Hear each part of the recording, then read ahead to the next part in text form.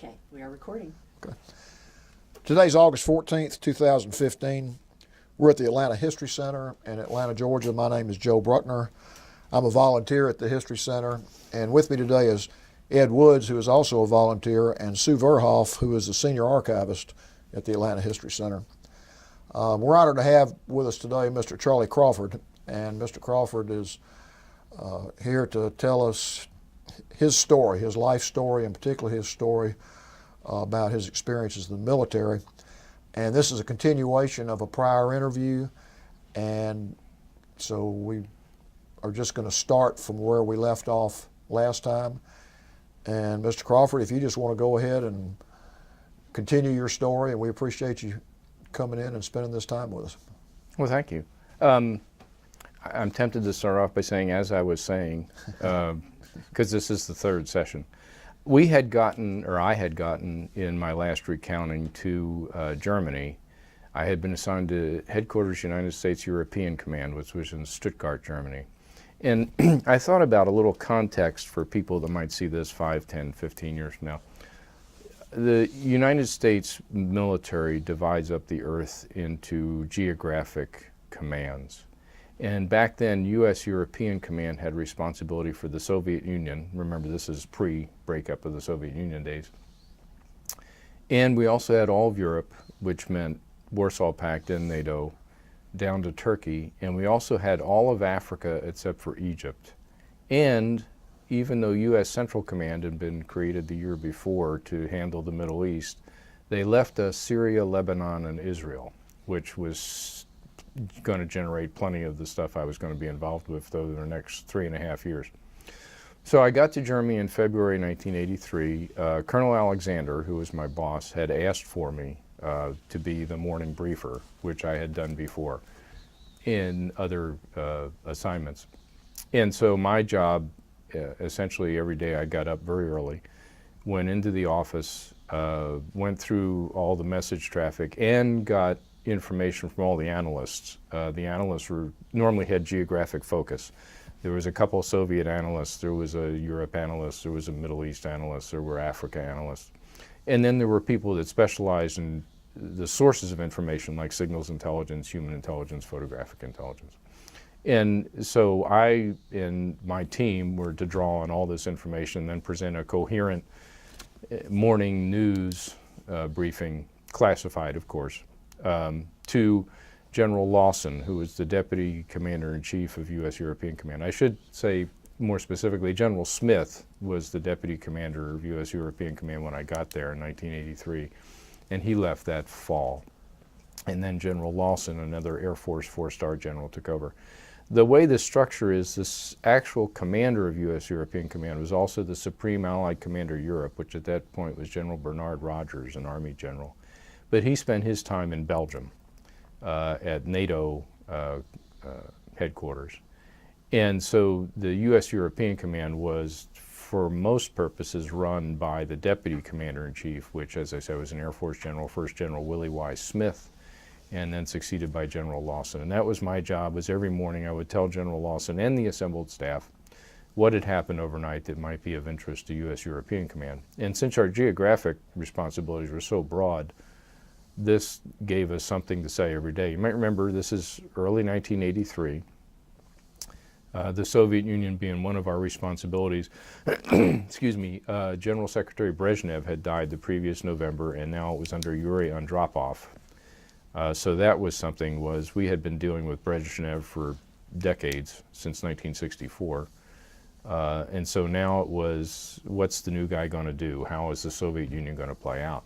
And the Soviet Union was still our principal opponent, and so it was important to try and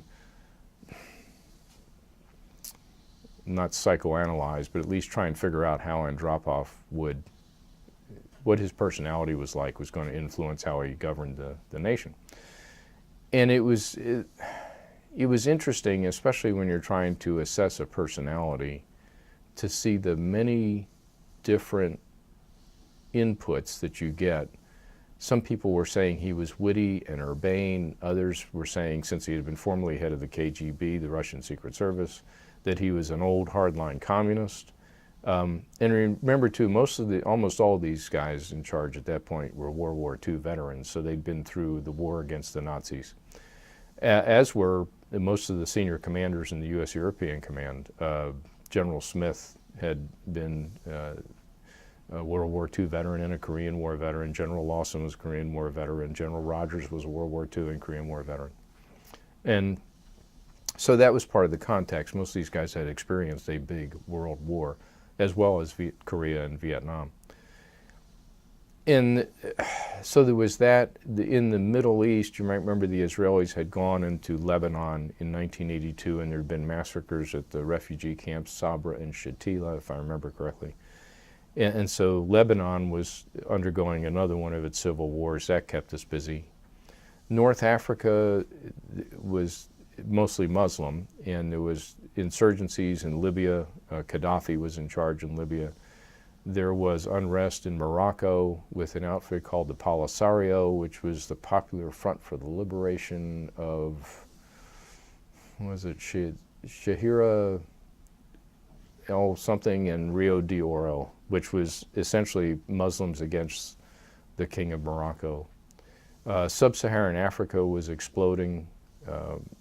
It was developing, but there was also a lot of Muslim versus Christian, and sort of the endemic thing that still always goes on in Africa, which is tribes.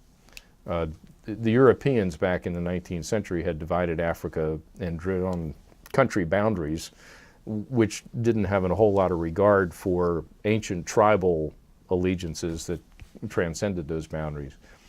And so there was constantly things going on there. So then in Europe, President Reagan had decided to deploy what's called the Pershing intermediate range ballistic missile and the Glickam ground launched cruise missile. And that got a lot of Europeans upset about, oh, you're just making Europe more of a target for the Russians. And so there was protests against that. There was terrorism in Europe. There was still an outfit called the Red Brigades that were leftists that robbed banks in Germany and took hostages from European industrial concerns. And so there was plenty going on. And I had, now for the first time, I have to think, I was actually in charge of other people. I was a branch chief. I had a Navy lieutenant commander and an Army captain, 2 Air Force sergeants, and a Navy draftsman working for me to put this show together every morning. And we rotated the briefings normally on a weekly basis. One of us would brief for a week because we got up extra early when we were the actual briefer.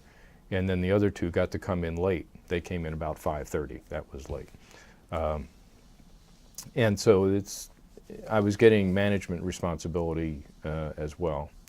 And I enjoyed my time there. I mean, it was busy. There was a lot of bad things that happened. You might remember there was the Beirut Barracks bombing in September of 1983 when the Marines that we had put into Lebanon to try and, I can't say restore order, we had put Marines into Lebanon to kind of sit in between the many warring factions in Lebanon, Christians, Druze, Muslims of various stripes, Shia, Sunni, an almost indescribable mix of ethnicities and religions in Lebanon.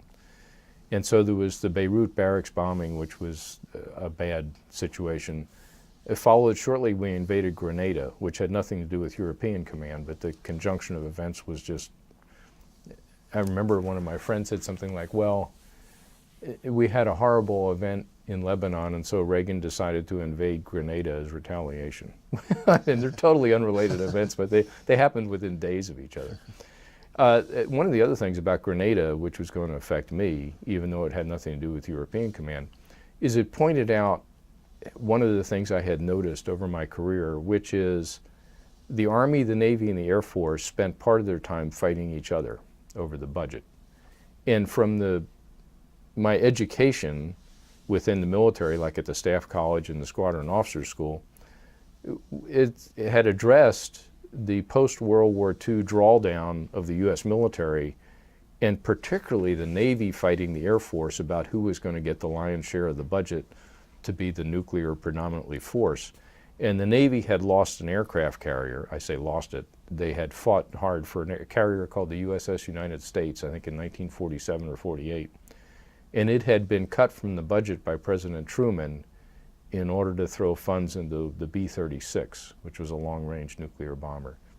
And I don't, institutionally, I guess the Navy never forgave the Air Force because I had noticed over the years that, and it always, having spent so much time in joint commands, it was especially irksome when that kind of thing would come up where it was like, well, if you do that, then the Air Force won't get to fund whatever, or the Navy won't get to fund whatever. I said, you know, aren't we all on the same side?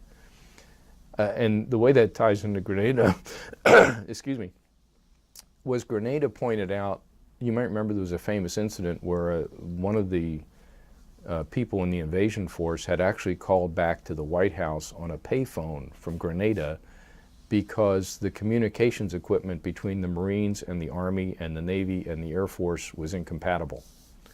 And so he had actually called on a cell phone to the Situation Room. Or excuse me, not a cell phone, but a payphone. And this had a lot to do with sort of pushing over the edge the idea of unification of resource allocation within the armed services. And it resulted about 3 years later in what's called the Goldwater Nichols Act. And I get kind of chronologically out of order here because Goldwater Nichols was going to, I was going to benefit from Goldwater Nichols because I had so much joint service time that I was beginning to be considered by some elements in the Air Force as somewhat suspicious because I was too much of a Defense Department guy as opposed to an Air Force guy. So anyway, Grenada had an impact even though it had nothing to do with Yukon. And then there was, as the Pershings and the Glickums were deployed by the United States throughout Europe, there was protests. I especially remember Grenham Common in England. There was a large, I guess you'd call them leftist or peaceful protesters about deployment when we deployed the ground-launched cruise missiles to Grenham Common. There was several large marches in Germany about deploying the Pershing IRBMs and the Glickums into Germany. And there's, I mean, there's generally a sort of a peace-oriented leftist, no-war, anti-war faction, even to, I mean, in countries around the world. But it was especially heightened by that, by our deployment of those missiles. And so we were trying to track that as well. And then there was the terrorism aspects of the Red Brigades, as well as the Popular Front for the Liberation of Palestine, and Yasser Arafat was still considered much of an enemy back there. Abu Nidal was a terrorist. And I go through this sort of litany just so there was something to say every day. We had something to say at the morning briefing every day. There was, some days were slower than others, obviously, but that's what I did for the next 3.5 years. Was get up real early, go in, take the assembled input from the analysts, read some of the traffic myself, and then try and develop a coherent story each morning to give to General Lawson and the rest of the staff. And it was a privilege. I mean, unlike people that spend years in the trenches or down at the low levels or on the maintenance line or in the bowels of a ship, I was in pretty rarefied air. I always tended to get along with people that were much older than I was, and I'm not sure why. It was a personality flaw or a virtue, one or the other. But I had mentioned in an earlier session that Admiral Guyler, when I was at Pacific Command, seemed to value my frankness or bluntness, which would occasionally cause lieutenant colonels and colonels to go, but the admirals and the generals seemed to think that was refreshing, that somebody would actually, like if I didn't know the answer, I'd just say, I don't know. Whereas we had allegedly been trained to say, we'll get back to you with the answer to that, sir. Well, I had no idea whether we were going to know the answer or not, but I didn't think it was fair to say, you know, I'll have you the answer in 3 hours if I had no idea whether we were going to be able to find out the answer. So, but that was kind of the way I operated. And so I had a good relationship with General Lawson. General Heinz was the J2, the Director of Intelligence, and just a fine guy. Yeah, I knew a couple of the other generals from previous assignments, General Craig, who was the J5, a lot of good people. And it was proven to me over the years, you don't have to be a jerk to be a general or an admiral. Some of them are, but the perception that they are all convinced that they're the kings of the universe is none true. A lot of them are very humble and pleasant people. I remember General Heinz telling me a story once. He hadn't been a brigadier general that long. And when he would, as most senior officers do, you keep a set of your Class A or your dress uniform in your office if there's an occasion that demands that you change from your normal working garb into a more formal outfit. And he says, I still come in every day, and when I close the door, I see this uniform hanging there that has Brigadier General stars on it, and I think, oh, somebody important must be coming to visit today because there's a general's office, there's a general's outfit in my office. And then he'd say, oh, it's me. So that always stuck in my mind. But so I did that for the next 3.5 years in Germany. I enjoyed Germany. I have, even though my name is Crawford, which is Scottish, 3 of my 4 grandparents were of German heritage. So I went to some trouble to try and find out. I had already gone to the National Archives when I was stationed in Washington and looked up my genealogy to the point where my ancestors had entered the United States. Well, now I was at a dead end because I'd have to go to Germany to continue that. And I attempted to do that to the extent I could. There was 2 issues in general for that. One was part of it was in East Germany, or what was now East Germany, and in Poland and in Czechoslovakia, since they had formerly been part of Germany. And the other issue was so many of the town archives had been burned to a crisp in World War II that there was a couple of towns I went to where they said, well, we're sorry, we don't, we have nothing that goes back that far. So with the advent of the internet now, I probably could do a little bit more searching, but I have a considerable amount of German heritage, and I had taken German both in high school and college. And so I spoke some. My sort of summary judgment on that is if I was put in front of a sign that was written in German and given, left alone to read it, I could always figure out what it said. But if you threw me into a conversation with a German, I would get behind because they would use a word with which I wasn't familiar, or they go so fast that my brain just couldn't keep. I don't have a facility for language, so it was not that simple. And then I discovered something else. I say discovered, which it makes perfect sense. As you go around the United States, if you speak quote unquote normal English, there's going to be parts of the country where you don't understand the people, like Alabama or some, there's in Massachusetts. And it dawned on me after a while. I lived in Stuttgart, is in an area called Swabia, which is a part of Germany, and they speak a dialect called Swabian, or many of them do, that are native to that area.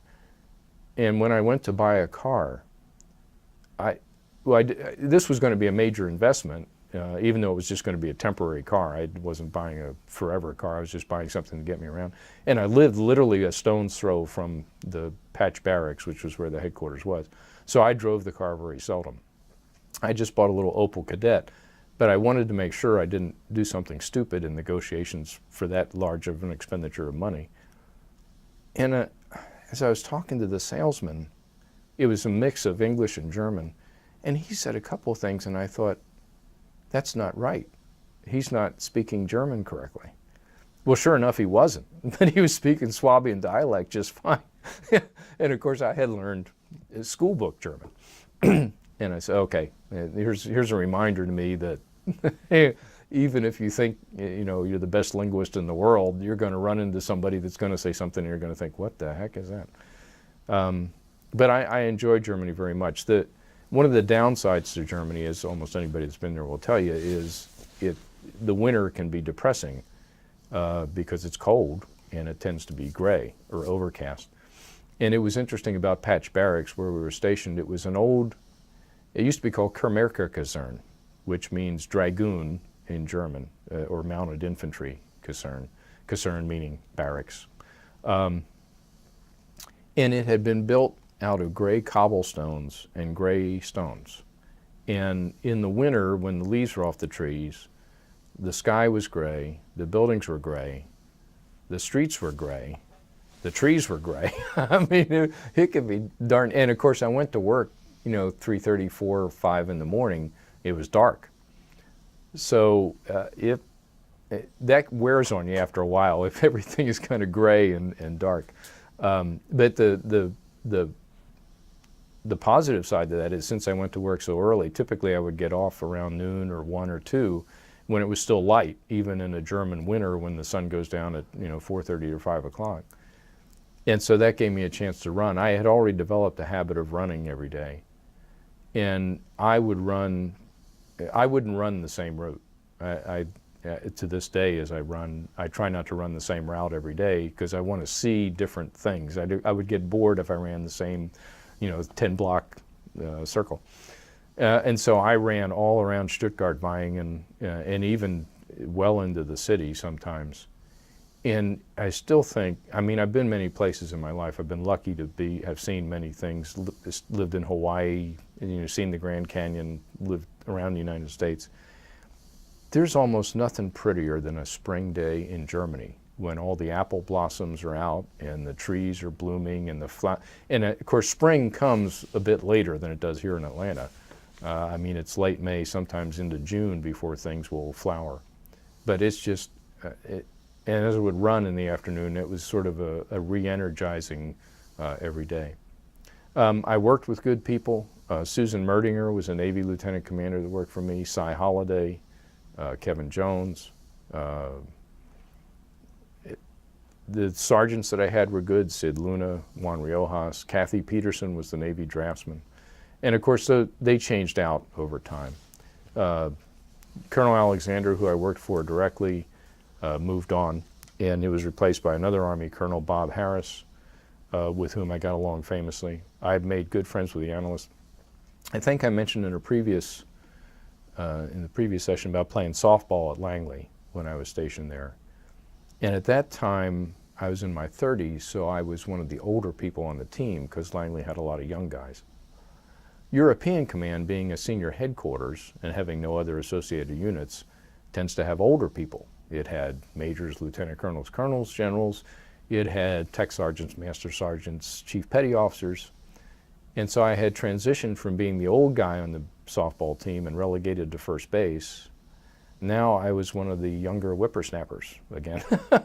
And so I played center field on the softball team. And it just struck me as a sort of a life.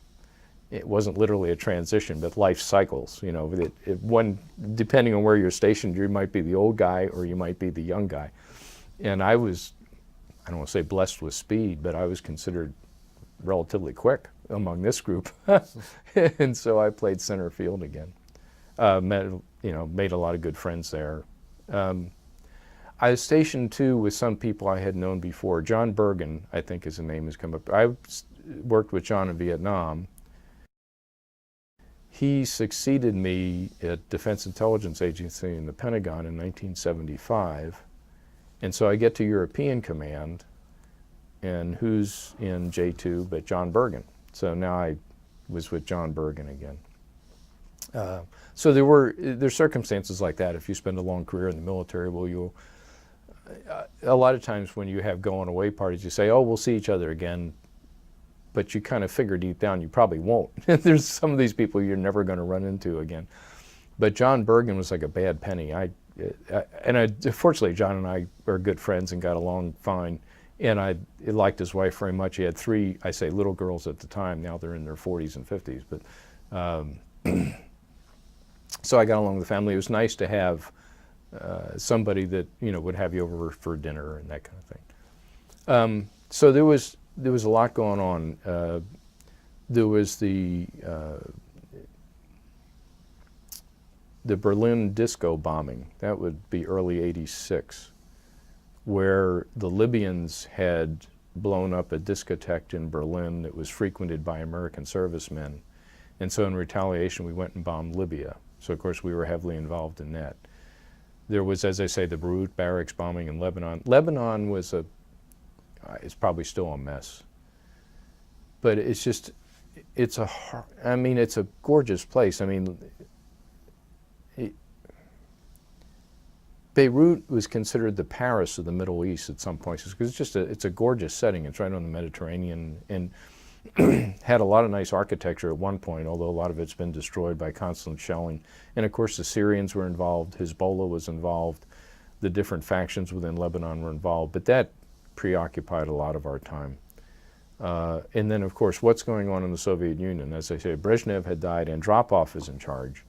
And so we're trying to figure out what he's going to do with the direction of the Soviet Union. He only lasted, I think, about a year or 15 months, and he died. We know now that he went into renal failure not very long after he took over as General Secretary of the Communist Party of the Soviet Union. But of course that was all closely guarded by the Russians. So then he's succeeded by Chernenko, who was in even worse shape than Andropov was in late 83, I guess. He lasted about a year. And of course anytime there's your primary enemy changes leadership, that's cause for tension and concern and try and figure out what's going on. So Chernenko was even more of a party hack than Andropov was. He was old, sick, I think ensconced in World War II in his mind. But of course we were concerned about one of EUCOM's primary, we used to have Reforger, which was Return of Forces to Germany every year, where we would practice sending forces to Germany from the United States because of the famous Fulda Gap and the idea that we were going to have a land war with the Russians, conventional, because nobody would want to use nukes or would only resort to them as a last resort or in desperation. And so we had 2 cavalry regiments, as they were called. I mean, now they're armored cavalry, but the 2nd and the 11th, and we had 2 Army Corps there, the 5th and the 7th, each with an armored division and an infantry division. And of course the British still had the British Army of the Rhine, the French still had a presence in Germany.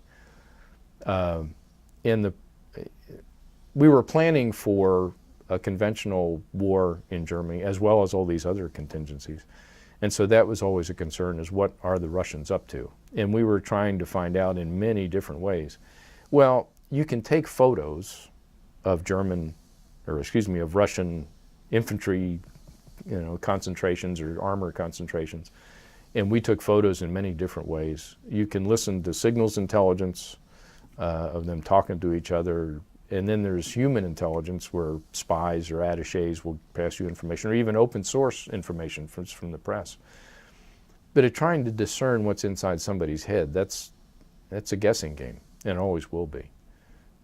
So we'd gone through this Brezhnev to Andropov to Chernenko, and then in early '85 comes along Gorbachev. Well, this is obviously a different animal.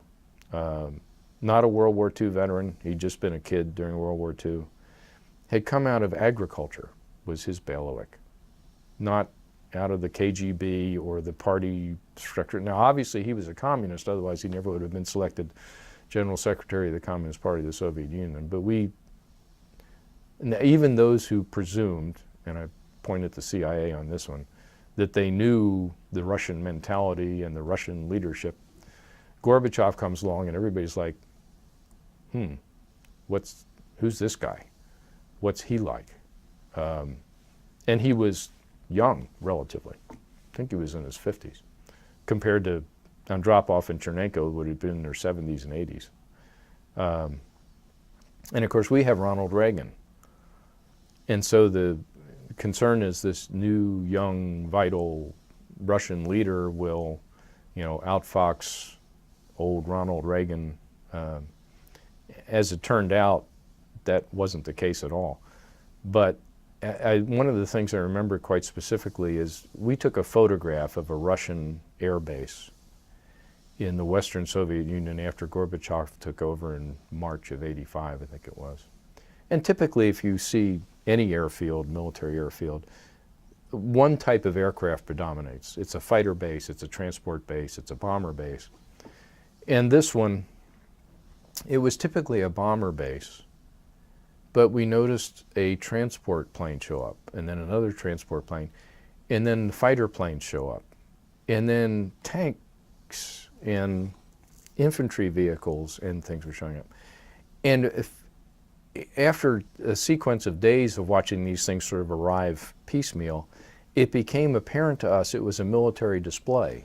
It was one of each type of bomber, it was one of each type of transport, it was one of each type of fighter, one of each type of tank, one of each type of armored personnel carrier, etc., all the way down the line. Of course, the only thing they couldn't do was bring the cruiser and the destroyer to the... But, and then we figured it out from listening to the signals intelligence. It was a display so the military could show Gorbachev what all they had and probably have discussions with him about what the Soviet military wanted to do. And we knew that at the time. We knew it was a display. We knew he was going there. What we found out years later, but I can put it in the context of this presentation, is Gorbachev had essentially gone there, looked at the display, and says, we can't afford to do this anymore. We're spending too much money on weapons, and we've got an awful problem with agriculture, with health, with infrastructure, with the backwardness of our industrial system. And it would have been nice if we'd known that at the time. I do remember a report that came out about the same time, independent of that event, that the computers were becoming more and more ubiquitous in the United States and around the world. I mean, we didn't have cell phones yet, but computers were getting... When I first got in the Air Force, you needed a room about the size of the History Center to contain all the computers for running our nuclear strike plans and that kind of thing. And they had, they had to be kept cold because the computers would overheat. And it's almost, you see one of those old classic movies, where there's the tape drives that going around, and the computer's about the size of 3 human beings. And, well, now computers are getting smaller, lighter. Chips were getting into more and more things, into cars, into phones. And one of the trenchant analyses that came out of CIA was the Soviets have a big problem because the Soviet Union, if it has one premise, is it's the control of information. They don't want you to know what they don't want you to know. The United States is almost the exact opposite, was share everything you have and, we'll get inventions out of it, we'll get improvements to manufacturing processes, we'll find new ways to develop stuff and make stuff and policies, all, with us it's basically share information. With them it's tightly control information. And as we were getting computer-assisted design tools, instead of the old cutting tools and dies out of metal, it was going to be computer-assisted design, automated, drawing of architectural plans, of industrial processes, of production lines. And I still remember this, the bottom line was, unless they have some sort of radical change in their willingness to share information, they're going to be a backward economy. The backwardness of their economy is going to be more and more apparent, and it's going to get worse because everybody else is going to be moving forward a lot faster. And it turned out that was exactly right. And I guess in one sense, Gorbachev saw that. And so when he had this meeting where he said to them, essentially, we can't keep spending all this money on weapons. And people, it's probably been, somebody has made this analysis. When Reagan became president and said, we're going to restore the American military and America is going to be great again, and remember the 600-ship Navy he talked about, and spending money on defense, and of course the Democrats and liberals were up and, you're going to cut Social Security and welfare and all that stuff. Reagan essentially won. We spent the Soviet Union into oblivion. And as he built up the American military, and it became apparent that we weren't, he was talking a tough game. You might remember that famous unplanned thing where as Sue asked me to say a few words and asked you to say a few words to get the sound level for this recording, the one where he was in the Oval Office and, when they said, give me a sound check, and he said, I've declared war in the Soviet Union, we start bombing at 6 o'clock or something like that. Well, and of course, it was picked up and then replayed on the news, even though it was just he was doing the sound check. The Russians heard all this, and his normal, public statements about, we're not going to put up with this, the Soviet Union is the evil empire. And for all you may or may not like about Ronald Reagan, that worked. We essentially spent the Soviets out of existence. And of course, we know that now. We didn't know it in 1985 when we saw this big, weapons display at the airfield in the Soviet Union. But Gorbachev said, we can't do this anymore. And that led, subsequent to my time at UCOM, to a Gorbachev meeting at Reykjavik, and then the visit to Moscow, and Gorbachev comes to the United States, and the famous trust but verify line and all that stuff. And the concern that when Reagan, and this happened in my subsequent assignment, when Reagan and Gorbachev met at Reykjavik, or I guess they first met in Switzerland, in Geneva or someplace like that, this young, vital Russian would make how apparent how old and feeble-minded Reagan was. And you might remember the optics of this is they went and met at a chateau in which Reagan was staying. And it was cold in Switzerland. It was probably in the winter sometime. And he comes down the stairs wearing a two-piece, blue suit, no overcoat. Gorbachev gets out of the car, and he's bundled up like a peanut. I mean, he's got on an overcoat, he's got on a hat, and he's much shorter than Reagan. And the optics were that, this young, vital Soviet leader is going to, have Reagan for lunch. And just the visual, of a confidently striding Reagan coming down the stairs and Gorbachev getting out of this limo, that kind of set the tone. And it turned out that Reagan was quite good in his interactions with Gorbachev. And they developed a genuine rapport. But that's incidental to my time at UCOM. I enjoyed my time at UCOM very much. I had good relationships with folks. And when it came time to move on in early 1986, I'd been there 3+ years at that point. Remember, this is the pre-internet days and the ubiquity of computers. And so the assignment system was such that the Air Force, and I presume the Army and the Navy did the same thing, would put out periodic bulletins where they would have notes about the personnel system. And one of the ones that came out in early 1986 said that there was a program at Rand Corporation in California where each service would send research fellows to Rand. And I thought, well, that sounds kind of interesting. I never fancied myself as an academic, but I enjoyed thinking about defense policy. And as I say, I'd already gotten upset with my own service for not cooperating sufficiently with the Army and the Navy and the Marines and everybody else for that matter. And so here was an opportunity to go to an environment where Rand Corporation had done a lot of defense policy work, still does, and had come up with some of the significant processes we employed as a nation, especially regarding nuclear warfare. And the anecdote I would tell about that, which I found out after I went to Rand, in the late 40s, the United States was trying to figure out how to get bases on the periphery of the Soviet Union, like in Turkey and India, so that the bombers would be able to take off and fly and strike targets inside the Soviet Union. And they gave this problem to Rand as, how do we, what bases would be optimal? And the answer Rand gave back was, rather than negotiating for countries that may not think this was a great idea for bases in their airspace or in their land, why don't you just make bombers that can fly a really long way? Well, the counterpoint to that is the bomber would have to be huge just to carry the gasoline, or you'd have to nuclear power the bombers, which has a lot of disadvantages in and of itself. But Rand said, well, here's a solution. Have aerial refueling stations. In other words, flying gasoline stations, aerial tankers. And so what you do is you take off the bomber from North Dakota or Alaska, but you have pre-positioned these flying gas tanks, and then you refuel over the North Pole or the, India or wherever, and then the bomber has range to get to strike the Soviet Union. That was Rand's idea, and of course that's what we did. We came up with the tanker fleet and bombers. The B-52 can fly a long way, but they would always top off on the exercises before simulating flying over the Soviet Union.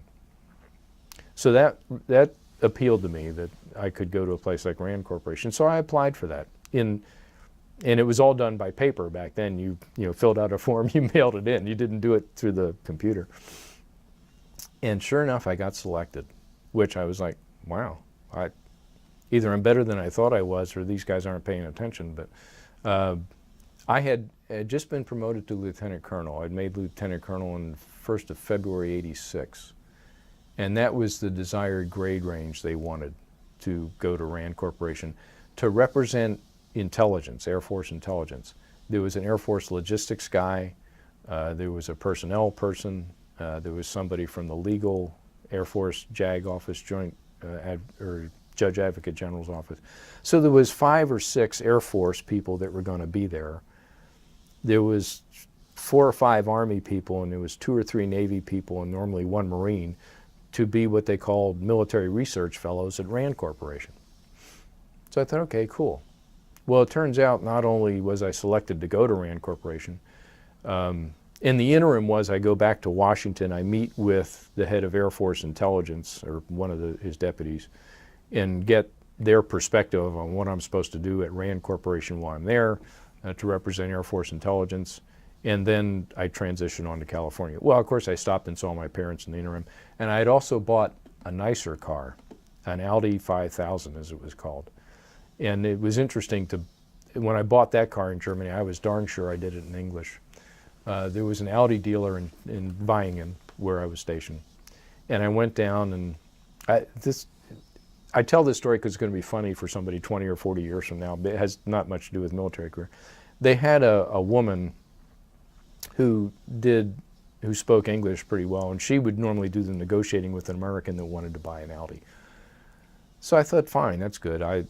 I'll feel more comfortable making a purchase this large in English as opposed to doing it in German. And so I went down, I picked out this car, and it came like in 4 colors only. And I chose the dark red. And she said, no. I said, well, am I misreading the chart? Does it not come in dark red? She says, well, here's the problem. She said, some days you will like this color very much, and other days you won't like this color. And she said, with a car this nice, you should never have a day when you don't like the color. And so I said, okay, well, I'll take the graphite, which was black. She said, no. I said, all right, what's the problem here? She said, well, that's the color car I have. And she says, but it shows dirt very much. These are almost direct quotes. That was just the way she spoke. It shows dirt very much. And she said, since I work here, if it gets dirty when I pull into the dealership, I just pull it into the wash rack and they wash it for me for free, and it's clean when I go home. She says, but you won't want this. I said, okay. So I said, how about Steingrau, stone gray? She said, ja, sehr gut. I said, okay. So I got the gray. And for the interior color, you could get marine, which was kind of a dark blue, or you could get grau, which was gray. So I got a gray interior as well. And then sehr gut, sehr gut. So then she takes me over to the guy that's actually authorized to write the purchase order. And he spoke a little English, but mostly German. But he said, welche Farbe, what color? I said, Steingrau. He said, oh, ja, sehr gut, sehr gut. And for the interior, grau, sehr gut, sehr gut. And it still tickles me that I mean, in an American car dealership, if you go in and ask for a purple car with an orange interior, they'll say, sure, anything you want. But the Germans, they have this passion for order, and they convinced me to get a gray car. But anyway, so when I flew back to the States, my parents lived in the Tampa, Florida area, and Dunedin was actually the town. My dad drove me up to Jacksonville, which was the port of entry for my car. I had had it for a few months in Germany, and there was a place in downtown Stuttgart that specialized in shipping cars for Americans back to the United States. And I bought it with U.S. specs because there was a lot of people went over there and bought Mercedes, but then if you wanted to bring them back to the U.S., you had to have reinforcements put in the doors and things done to the emission system and all that. But I bought one that had U.S. specs, so my dad took me up to Jacksonville. We picked up the car, registered in Florida, and then I drove out to Santa Monica, California, to Rand Corporation. And if you've ever driven across the United States and you're from the East Coast, I had grown up in Pennsylvania where you could go through 4 or 5 states, 6 states in a day. There's Delaware, there's New Jersey, you could pass through southern New York into Connecticut, Massachusetts. Well, so I drove out the panhandle of Florida, briefly across Alabama, Mississippi, across Louisiana. I got all the way to Texas in one day. That's fine. So I was tired. It was late at night. So I stopped. And I drove the next day, and I didn't get out of Texas. I was like, you become well aware of how much larger the states are west of the Mississippi than they are east of the Mississippi. So I actually stopped in West Texas to see a friend of mine, Pat Clifton, who I'd known from Hawaii, and stayed there with him in San Angelo, Texas, for a while. And then drove the next day across Texas, New Mexico, Arizona. And I think I stayed in Arizona for the night, and then drove to California. And I got to, if you've ever seen a map of California, Los Angeles, relatively where it's located. Los Angeles is not only a large city population-wise, but it's a huge city geographically. And I had gotten to San Bernardino on Interstate 10. I thought, oh, well, I'm almost there. And about 7 hours later, I arrived in Santa Monica, because not only is it a pretty fair distance, but it was also evening rush hour in Los Angeles. So I finally got to Santa Monica, checked into Rand Corporation, and that was just a joy. To be in Southern California is nice weather almost all the time. And you can see how people who live in Hollywood have a perverse sense of what the United States is like, because they live in just a gorgeous place. And they forget about the flyover United States of Kansas and North Carolina and Ohio and all that. So that was a year-long gig, was to be a research fellow at Rand Corporation.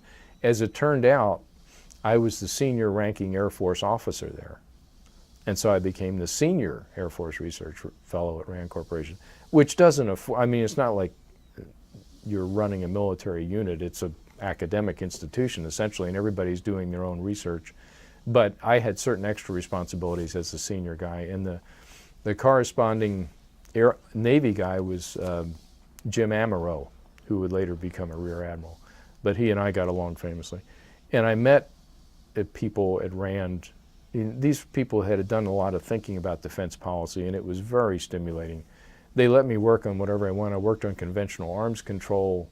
I worked on youth in command. I worked on strategic nuclear policy. I met with people who had been in and out of government several times. Don Rice, at that point, was president of RAND. He would later be Secretary of the Air Force.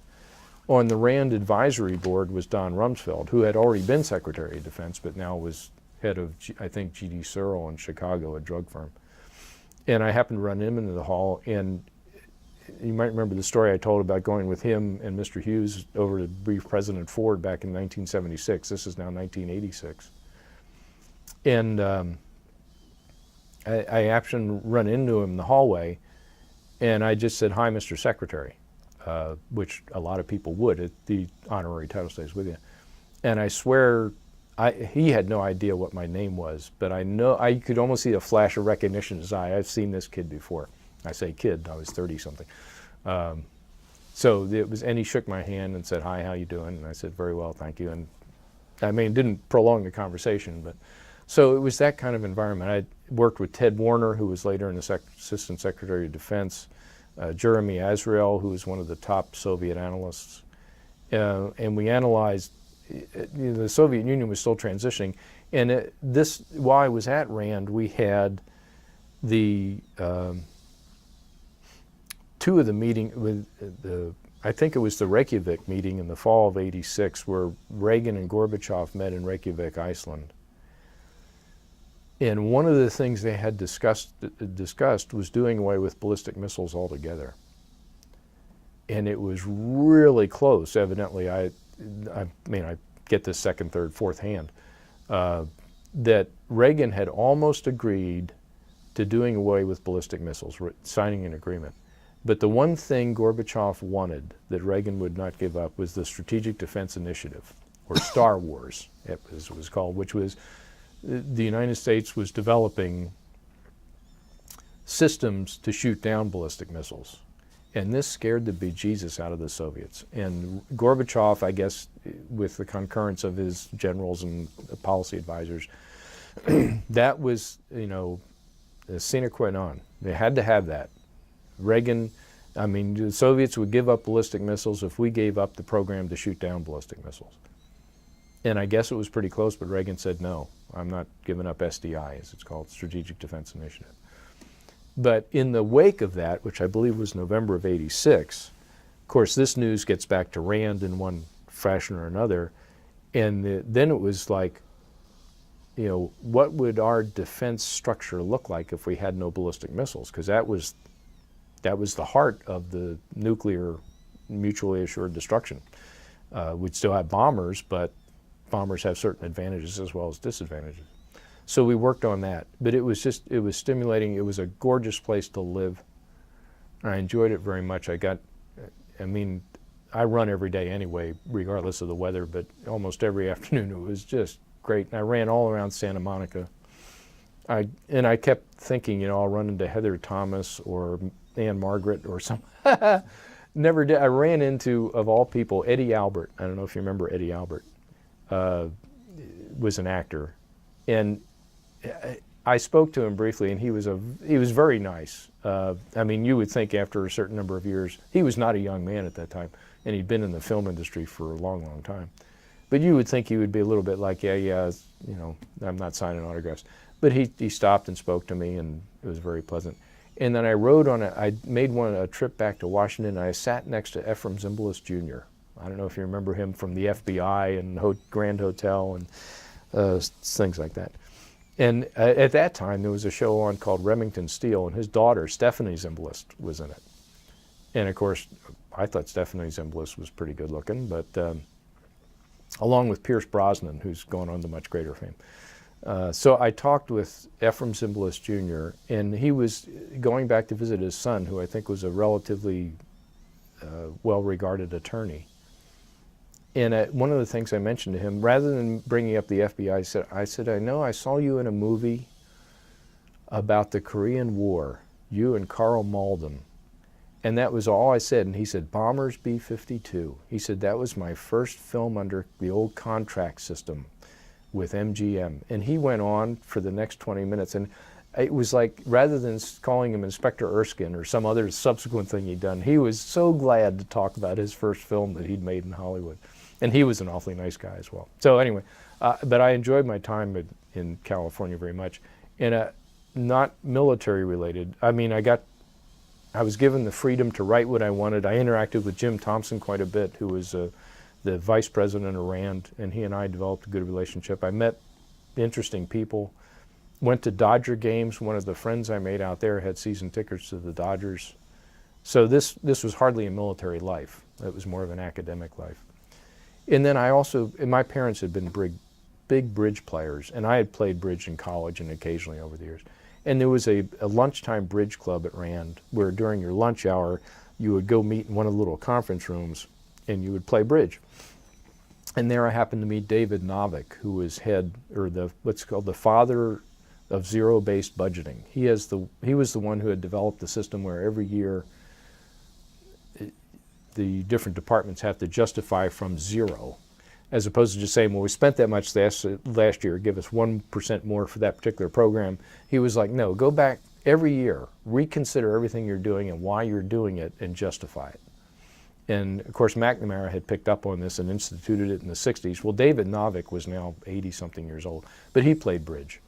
And so I got to meet him and interact with him. And I was sitting at a bridge game over lunch. And if you're familiar with bridge, 4 people play bridge. And so sometimes we might have 6 people show up. And what would happen is 2 of you would sit out, they'd play a rubber, and then 2 of them would rotate out and 2 others would, and it quite often work out that where somebody couldn't stay the whole time anyway. And so it was a very friendly and comfortable way to do things. I was at a lunchtime bridge game, and I was sitting out, and I had gone and gotten my lunch. And so I was sitting there eating my lunch just watching the others play. And Grace Carter came in, and Grace Carter was with the Institute for Civil Justice, I think it's called, which RAND does a lot of defense work, but they also do a lot of public health policy and a lot of criminal justice reform type things, as well as other things. And Grace said, well, I have with me this intern who's spending the summer here while she's getting her PhD. And I was never a ladies' man, and I was lousy at it, as near as I could tell.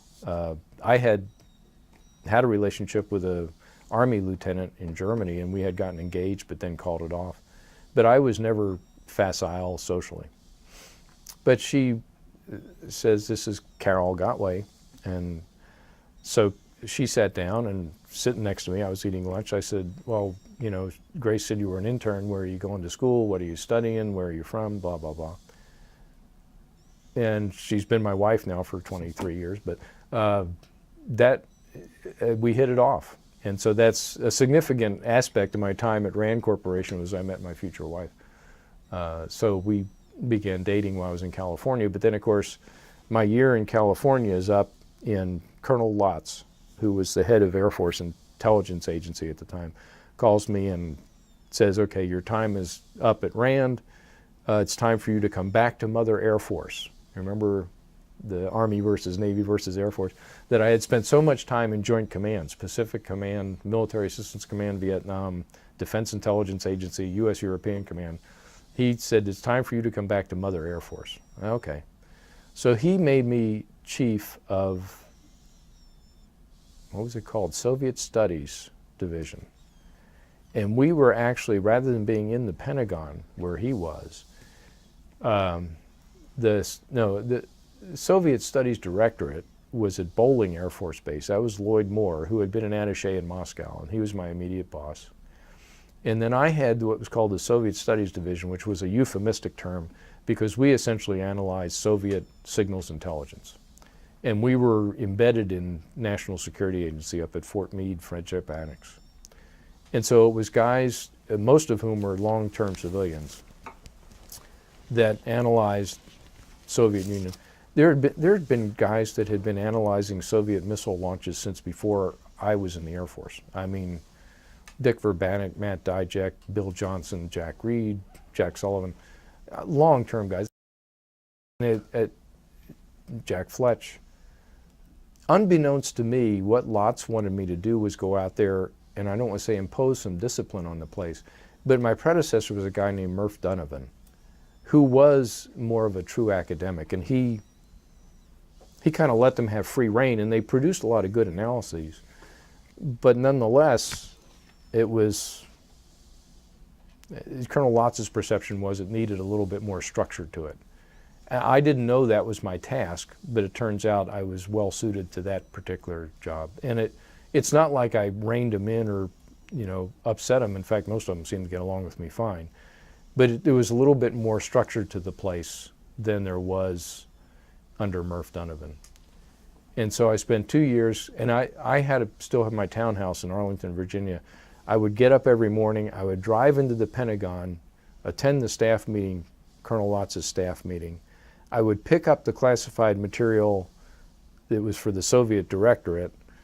I would take it over to Bolling, I would drop it off with Colonel Moore, pick up what he had for me, take it out to Friendship Annex in south of Baltimore. So I put a lot of miles on that Audi during the 2 years I was there. And I think I did okay. There was some, my penchant for telling things like it was didn't sit quite so well within the Air Force as it seemed to within a unified command. But anyway, and ironically enough, the Assistant Chief of Staff for Intelligence of the Air Force, that position turned over while I was there. And who's the new Assistant Chief of Staff for Intelligence but Norm Wood? Now a Major General, and if you watch these three interviews in sequence, you'll remember Norm Wood as a major was my boss in Vietnam.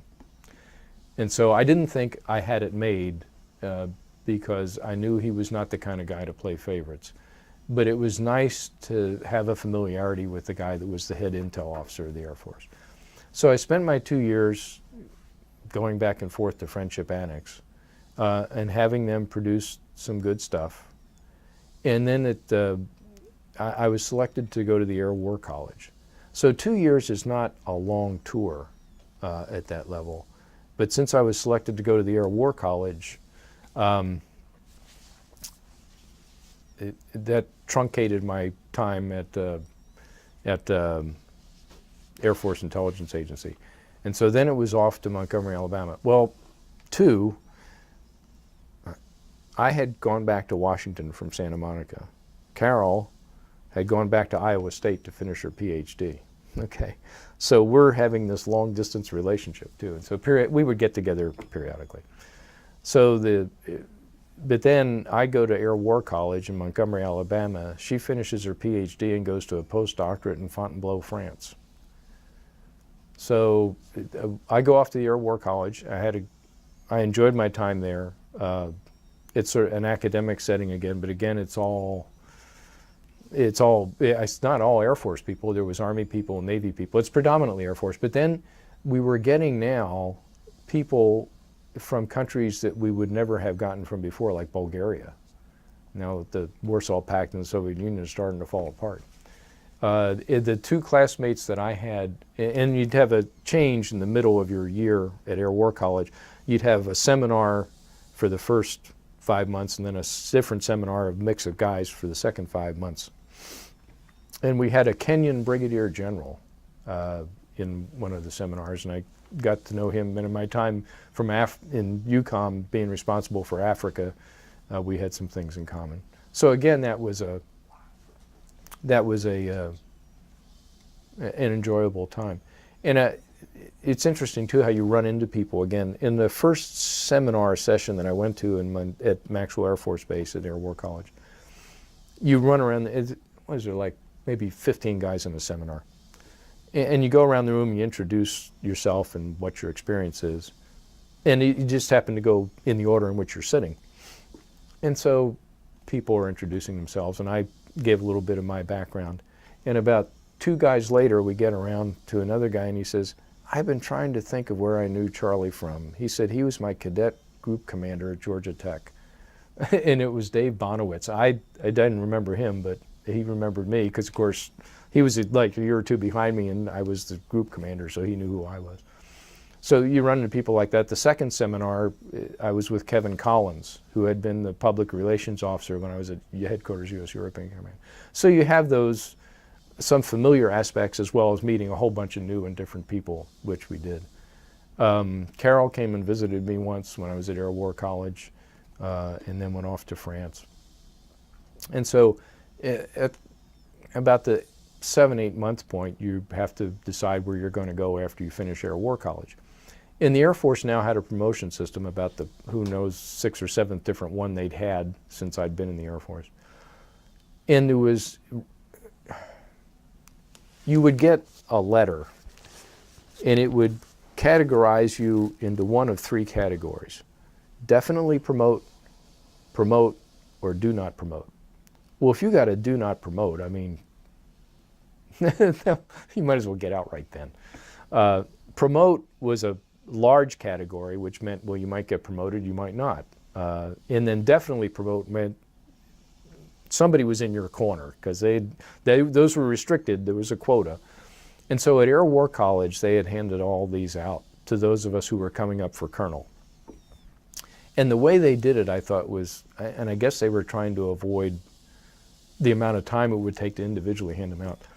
There was one big auditorium where we all had assigned seats and we had many presentations, like Colin Powell came and spoke to us, Newt Gingrich, etc. But one day in the fall of '89, we came in, and all the Air Force guys that were coming up for colonel had an envelope on their seat with your name on it. And as you opened it, the letter was inside that said definitely promote, or do not promote. And I thought, well, this is kind of a highly impersonal way of handing these up. That was the way they did it. So mine said promote. So I thought, oh, yeah, I might make it, I might not, who knows. And then a couple guys had definitely promote. Paul LeBras had one. I remember Paul because I had known him back in DIA. And he wound up being a major general eventually. But so I thought, well, the board's coming up in the spring, I'll make it our own. And two, I was selected to participate in a special spring seminar session. And there was always a spring trip where people would go to different places around the world. But since I was participating in the spring seminar session, I was selected to go in the fall. And we went to Europe. And they took us to East Berlin. Remember, this is before the wall fell. In fact, that's why I say went in the fall as opposed to most people going in the spring. This is October of 1989. So we go to Belgium, we talk to NATO people, and of course, we're allegedly guys on the make because we're at the War College. And so we met some folks. We were in London. I happened to meet John Frost. If you've ever seen A Bridge Too Far, he was the British battalion commander that was at Arnhem. And so they took us to Aldershot, which was the British parachute base, and now retired Major General John Frost spoke to us. But so we went to East Berlin. And of course, Berlin was still under that 1945 agreement where you had to let people from the other four powers in there provided they met these criteria. Well, you had to dress in your Class A uniform. There was only one checkpoint you could go through, Checkpoint Charlie. The bus had to be inspected. Everything had to be in order. But they couldn't stop you. They weren't allowed to just say, no, you can't come in. So we went to East Berlin for a dinner. And I still remember Bob Williams, who was, as is common in many places in Europe, you pay to use the restroom. There's normally an elderly woman there that cleans up after you. And the men's restroom, didn't matter, it's grandma is in there. And she would wipe the sink after you use it and all that stuff. And so we were drinking beer. We were all on a bus, so nobody was driving. And so we kept fishing around trying to find, they didn't want you to use US money. So you had to use Deutschmarks. This is before the euro. And we're fishing around to try and find little coins. And we were doing this sort of throughout the evening. It was one of those where you, as is typical in many European establishments, once you're there, the table's yours for the night. And there was, I don't know, a dozen of us or so. But Bob Williams got tired of, do you have any 10 pfennigs? Do you have a 50 pfennig, coin? He went in and he plopped down about 20 Deutschmarks and said, Grandma, take the night off. Because that way we didn't have to pay the rest of the evening. But we went to East Berlin. Well, and this becomes important because this is October, and the Germans, there was all these Monday demonstrations were starting to grow in size against Erich Honecker, the East German chief. And so I came home from the War College one afternoon in November, and here's Tom Brokaw standing on the Berlin Wall saying the Berlin Wall is coming down today. And there's, just scads of people standing on the wall, hitting it with sledgehammers. And I'm like, well, my world has changed. I mean, because I've been, fighting the Soviet Union or planning to fight the Soviet Union for my Air Force career. The Berlin Wall's coming down. Well, think back to the Gorbachev, Reagan, all the transition that's going on in the Soviet Union. To be sure we get this on the record, when was that? November 1989. Oh. I wish I could remember the exact day, but I'm pretty sure it was November. So spent the rest of my time at the War College, enjoyed that. Comes time for me to get an assignment out of the War College. And this is still pretty much pre-internet, well, it's obviously pre-internet days, but you didn't have email or that kind of thing. So I get a call from the Intel assignments guy at Randolph Air Force Base, which is where the Air Force Personnel Center was, in Texas. And who's the head of Air Force Intel assignments at this point for guys at my rank? Roger Mayer. When I played first base at the TAC Intelligence softball team, he was the third baseman. So I know Roger. So Roger says, well, where do you want to go? And I gave him some ideas, and he said, you don't have any time at Strategic Air Command at SAC. I said, no, I don't. He said, you should go there. I said, from what I've heard about it, I'm not that crazy about it. He said, no, he said, you should have that on your record. I said, well, okay, why? He says, you're going to get promoted. I said, I'm not that confident. He said, trust me, you'll make it. Because Roger, he could see my personnel file. He was a personnel officer. So anyway, he says, I'm going to send you to SAC, Strategic Air Command. So then I went from Maxwell Air Force Base, Alabama, to Offutt Air Force Base, Nebraska, to Strategic Air Command. And I get there, and it's changed from the Curtis LeMay days, but it was still different from any other environment I'd seen, because they still had nuclear war on the brain. Even though now the Berlin Wall has fallen and things are obviously changing, that's Sachs' raison d'etre, is, prepare the nuclear war against the Soviet Union. And ironically enough, Dick Annis also went from the War College there with me. Dick I had known at Defense Intelligence Agency back in the 70s. And my experience had been in operational intelligence, and his experience had been in plans. But intentionally, they sent us to different directorates. I was sent to plans, Intel plans, and he was sent to operational intelligence, I guess to broaden us or whatever. So that's the fall of 1989 comes, so I think it was fall of 89. The promotion list comes out, and Dick and I are both on it. So good, I'm going to be a colonel. And I rented a place in Omaha. Actually, I rented a place from a retired master sergeant and his wife who lived 2 doors down. So I rented a house there, and because it was close to the base. And I figured in the wintertime, if you have to drive 15 miles to Offutt in an ice storm, it isn't happening. So I wanted to have a short commute, and I did. I lived in Bellevue, Nebraska, and got excuse me, started in the Intel Plans division under Jim Williamson. Met some good people there. Carol came to visit. She was finished her postdoc work in France, and she was now working for Sandia National Labs in Albuquerque, New Mexico. She was now a government employee.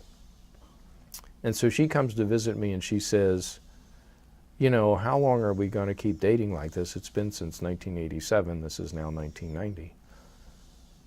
And my response was, well, really, we only see each other for a weekend once every 2-3 months, just because we've lived so far apart. I said, so cumulatively, we've really only been dating for about 2 months. And she says, baloney. That's not what she says, that's not going to cut it. You need to make up your mind.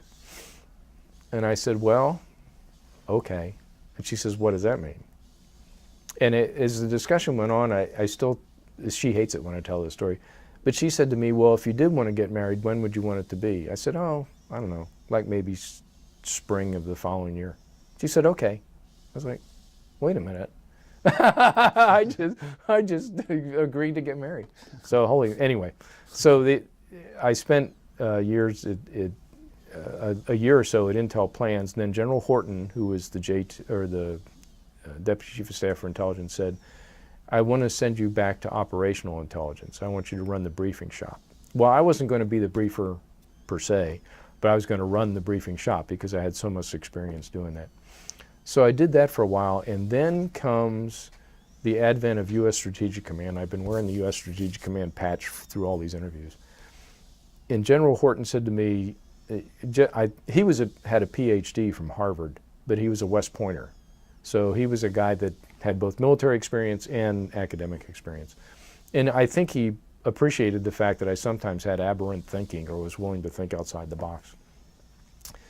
The United States decided they were going to establish a United States Strategic Command, a joint command, rather than have the Navy running the ballistic missile submarines and the Air Force running the bombers and the land-based ballistic missiles, in having this sort of mesh of joint strategic target planning staff trying to plan targets for all of them, for all these what's called PSYOP packages, single integrated operations plan, of how would we strike the Soviet Union. Well, things are changing. I mean, Soviet Union's fallen apart.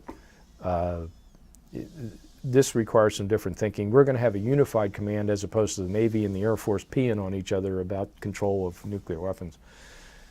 And so we were going to develop a group within Strategic Air Command to set up U.S. Strategic Command. I mean, from soup to nuts. How many people are there going to be? Where are the office spaces going to be? What's the responsibilities, the organizational structure, policy, the whole thing. And so they needed an intelligence representative, and Horton chose me. Thank goodness. One of the most interesting experiences of my life was setting up a new unified command. And God bless Bob Linhard, who was the J5, or actually Deputy Chief of Staff for the time. We didn't have a joint command then. But Linhard was a major general. He wasn't that much older than I was, and he was just a joy to work with. And it was, here's a bunch of senior guys, lieutenant colonels, colonels, and a major general, and we're setting up a new command. We're going to decide everything about the new command. And I was the intel guy, and every day we'd have that meeting every morning, and then I'd go back and do my quote-unquote real job of being head of operational intelligence for SAC Intel. And that went on from the summer of 1991 to the spring of 1992, and we set up U.S. Strategic Command on June the 1st, 1992. But it was an interesting winter. I got promoted to colonel on November the 1st, 1991.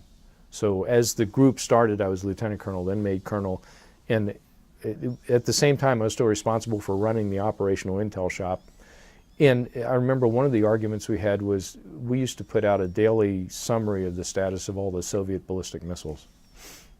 And now Ukraine had broken off and was its own separate country. You might remember there was an attempted coup in the fall of '91 where the Russian military tried to take over, and Yeltsin went and stood on a tank and tried to talk everybody out of it. And I remember it was on the news, it wasn't from intelligence, where somebody had ordered another Russian military guy to shoot Boris Yeltsin. He says, "I'm not shooting Boris Yeltsin." So it was just turmoil. But in the one message we would put out, Ukraine is now a separate country. But the people that were putting out the message for years and years and years had all the Russian missile sites that had been in Ukraine and Belarus and Kazakhstan, they were all counted in the big Soviet total. And I said, well, we're not going to do that anymore. And they said, what do you mean we're not going to do it anymore? I said, because it isn't the Soviet Union anymore. The Soviet Union is now gone. So we're either going to break it out or we're not going to count those that are in Ukraine and Kazakhstan, because it's unclear who actually controls those, which is in itself dangerous. But anyway, so that kind of thinking, I think, appealed to General Horton, and that's part of the reasons why I was allowed to help set up U.S. Strategic Command. Well, when U.S. Strategic Command is set up, I went to what's called the Intelligence Center. It used to be called the 544th Intelligence Wing, but now it's going to be a Joint Intelligence Center. And so I did that for a while, and then General Horton said to me, he said, I want you to come back up and be head of Intel plans under the joint structure, the J2. So, okay. So I went back up, and now I was back in plans. Did that from 93 up until 95. I got married in May of 92. So now Carol's living with me in Omaha, Nebraska. Actually in Papillion, Nebraska is where we had a house. Which there's a lot of funny stories there, but it's not relevant to this discussion. And General Curtin succeeded General Horton, who retired from the Air Force and went to be Assistant Secretary of Defense. But General Curtin came to me. I was at the softball field. I was no longer playing, but I was watching the Intel team play. And he said, they want to send you to Korea. I said, when? He said, like a week from now. I was like, that's kind of short notice. And he said, well, it's, one of the people over there, they had a medical emergency and had to be evacuated and they need a replacement in a hurry. And I thought at this point, I'm relatively recently married. I don't want to go to Korea. I don't think I'm going to make general. I was pretty sure I wasn't. So what's the point? So I went home and talked to Carol and I said, they want to send me to Korea. And she said, when? I said, like in a week. And she said, well, what are you going to do? I said, I think I'm going to retire. So I went to Chief Crosby in J1. And I knew Chief Crosby from, he and his boss had helped set up the personnel part of Strategic Command. So he and I were buddies from our work time on the working group. One other thing I should mention, General Butler was the commander of U.S. Strategic Command. And he took some of the people from the working group that had set up the command, and General Linhart, again, was running the group. And he had us work on something called DTDA, detargeting detargeting. Well, okay, now I lost the acronym. But the idea was if the Soviet Union is falling apart, let's walk back from the nuclear brink. And it used to be our ICBMs already had a target programmed into them so that they would launch within seconds, or could within minutes, if not seconds. But in order to try, with the strategic arms control regimes that were now coming in, START II, negotiatings with Russia as opposed to the Soviet Union's gone, we want to walk back from the idea that an accident, if somebody accidentally launched a missile, that it would wind up in Minsk or Omaha. And so we would target we would put the default targeting for all the land-based missiles would be what's called the broad ocean area, which is a big zone in the middle of the Pacific where there's absolutely no islands and no people. We'd kill a bunch of fish probably, but that'd be it if a missile accidentally went off. And General Butler had us work on that. Was also very interesting to, again, be thinking policy-wise. We were potentially setting the nuclear arms policy of the United States with this little working group.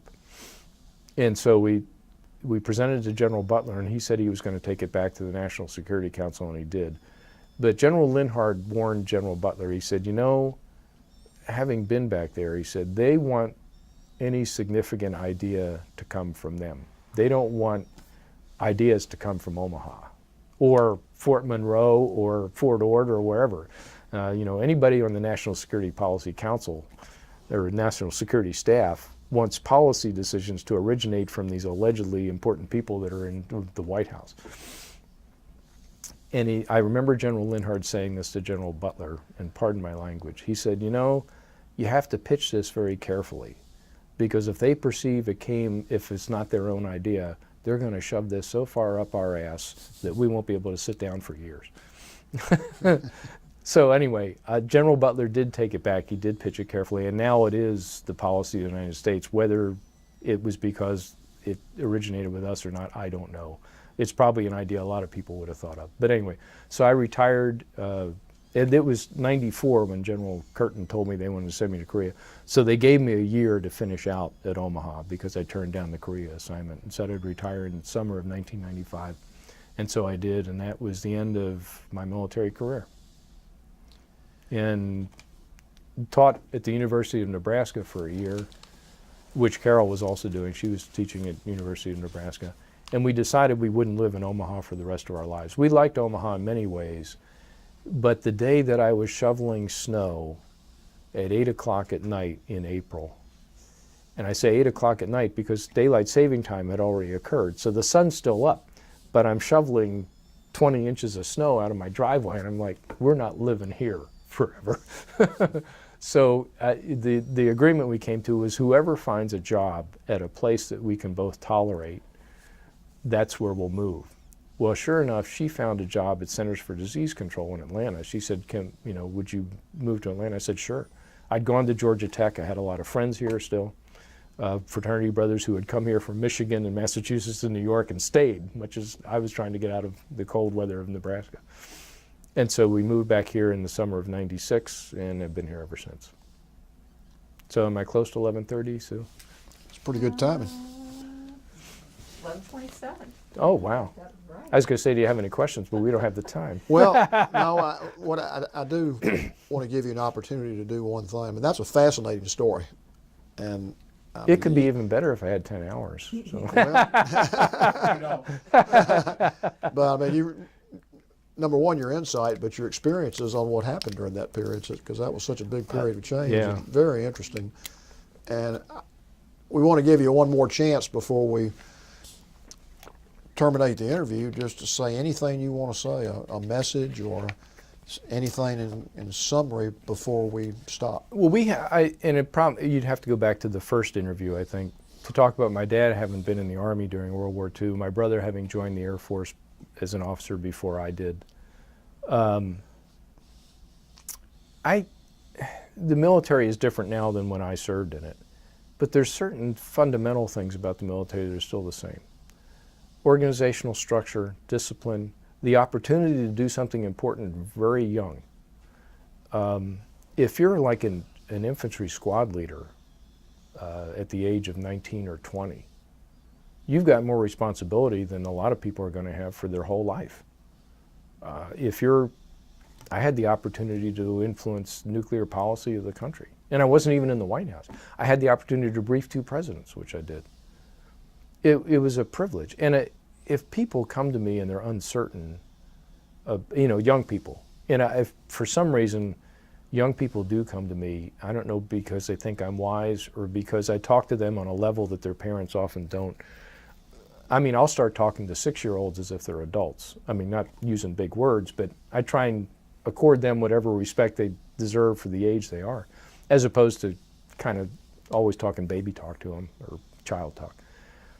And I've noticed young people do come to me. It just happened at work the other day. A young woman came to me, a woman of all things. I mean, I could see a guy, but she wanted some idea about career advice.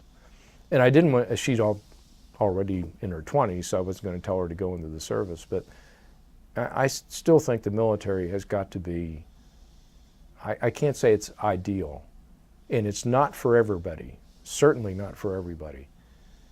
But the military is an excellent place to learn about yourself. And Joe, I don't know what your experience is, or Ed, Sue, I know you have been affiliated with the military through your husband. You can't beat the experience you'll get. I mean, I suppose you could. I mean, if you're a Major League Baseball player, that's an experience you won't get anywhere else, or a football player, or a scientist, or if you're Mark Zuckerberg and you invent Facebook, yeah, that's exceptional stuff. But the military is a big organization that provides a lot of people an opportunity to gain a good experience, knowledge about themselves, provides you the opportunity to get killed too. I mean, I don't know how the kids that have gone to Iraq and Afghanistan 3, 4, 5 times have done it. At some point, I have to believe that they felt probably the same way I did in Vietnam. We're not going to get out of this on the winning side. Because by the time I went in '72, it was quite apparent we were not going to have a classic World War II type victory.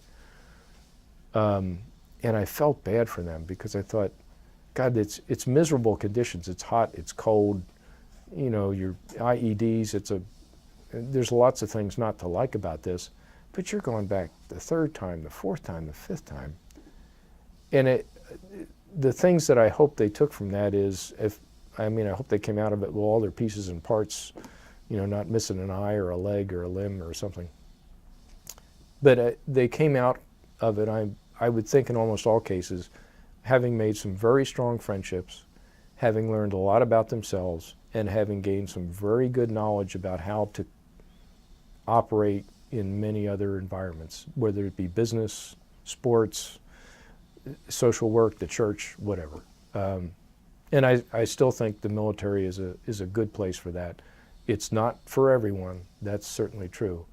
But if you want to gain a lot of responsibility early on in your life and have an opportunity to do a lot of stuff, the Navy, the Marines, the Army, the Air Force, take your pick, Coast Guard, you're gonna learn a lot, and I think you'll be a better person for it, provided you survive it.